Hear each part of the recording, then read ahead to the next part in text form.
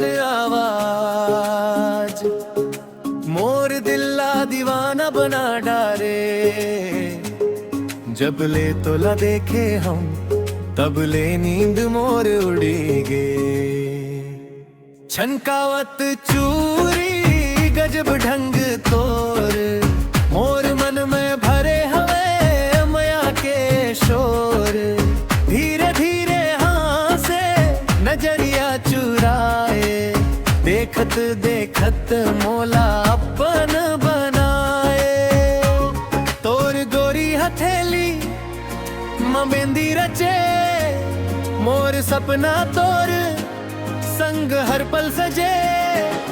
पायल के रुन झुने मन ला बहकाए, तोर सुरता रात भर मोला जगाए। छनकावत चूरी मोर दिल चुराए, हंस हंस के सजनी जिया बहकाए। आजा मोर संग जिंदगी बितावो, तोर संग मया के दुनिया बसावो। छनकावत चूरी गजब लागस रे, तोर बिना अब कुछ नहीं भाए।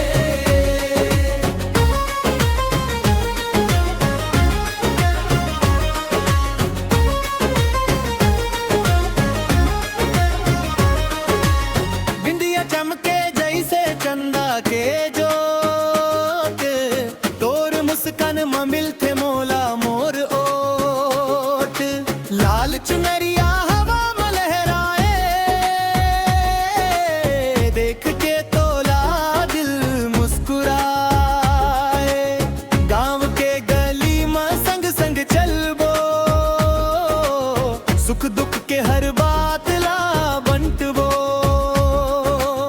हाथ में हाथ धर के कसम खाबो,